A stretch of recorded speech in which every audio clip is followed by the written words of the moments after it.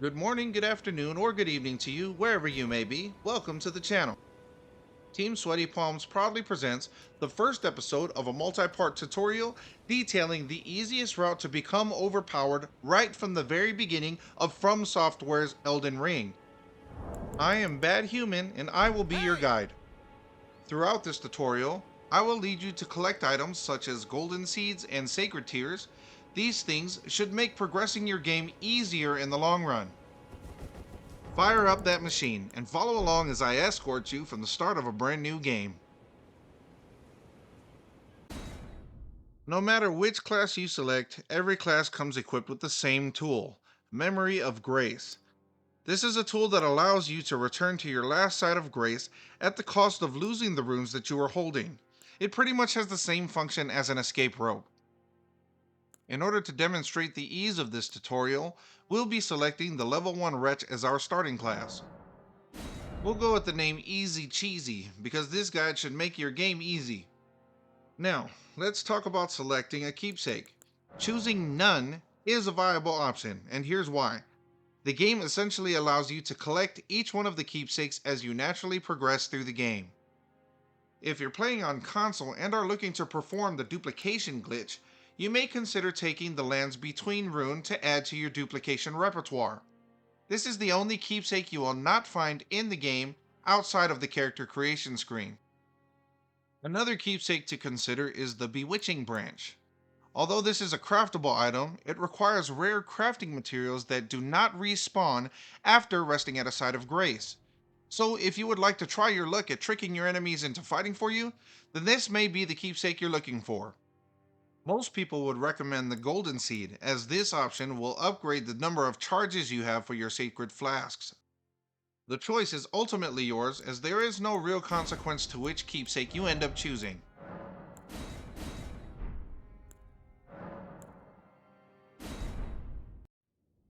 Loading into the game, we have a cutscene, and then we spawn into the Chapel of Anticipation. Pick up the Cornish Finger. This is a multiplayer item used to leave messages to other players. Proceed onward to the Grafted Scion boss. Win or lose, you will have to die in order to proceed. Cue another cutscene.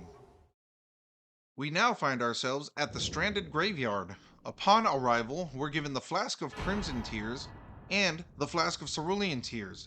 These sacred flasks will restore your HP and FP respectively and can be replenished by resting at a site of grace. To access the game's tutorial, carefully make your way down into the Cave of Knowledge. This tutorial cave is optional and we'll be skipping over it in this video. However, if you're new to the game, we recommend that you go through this cave first. Proceed to the Stranded Graveyard site of Grace. Activate it, then collect the Tarnished Furled Finger and the Finger Severer just ahead.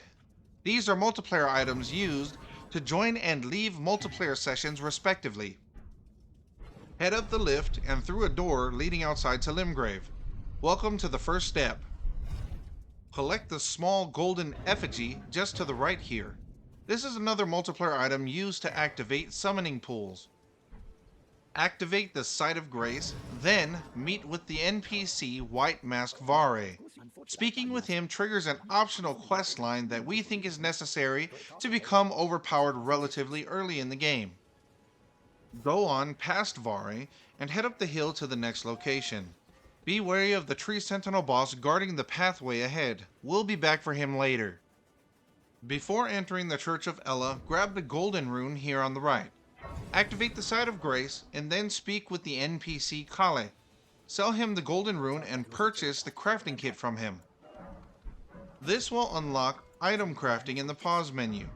If you take a look, you'll notice that we can already craft a few things, assuming we have the crafting materials for it. To unlock more craftable items, we'll need to find cookbooks hidden through various points in the game.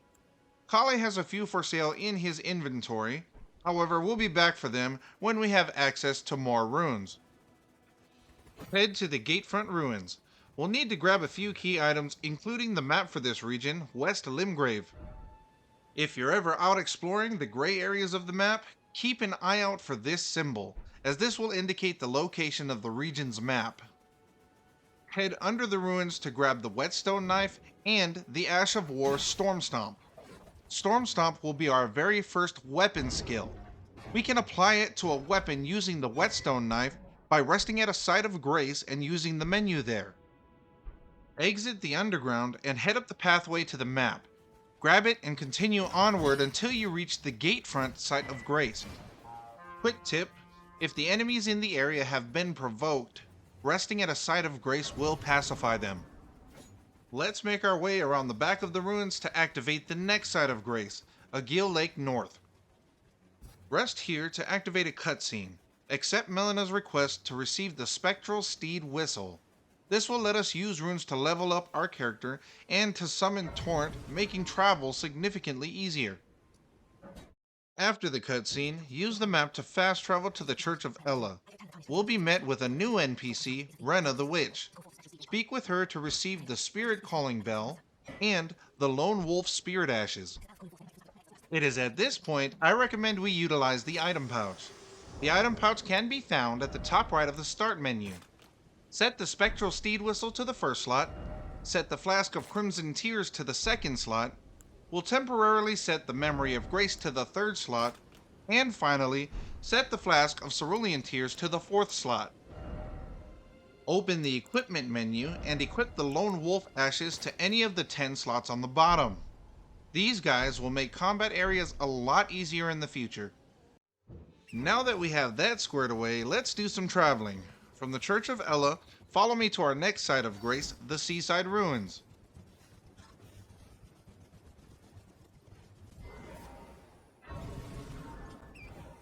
From here, let's continue on to the Agil Lake South site of grace.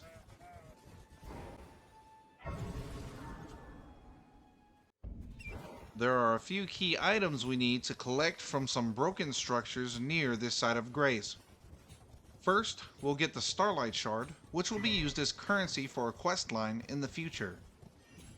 Next, we'll pick up the Royal House Scroll. This will give us access to a few spells we can use later. To avoid conflict, fast travel back to Agil Lake South. Let's go ahead and end here for now so this episode doesn't drag out for too long. This segment had quite a lot of information to go over. Hopefully you learned something new from this video, particularly regarding some of the game's mechanics. And that should wrap it up for today's video. Thank you for tuning in. If you enjoyed the content, please leave a like and subscribe. If you didn't, or if you have anything you'd like to add, please leave a comment below. Until next time, have a great day. Hey! Team Sweaty Palms!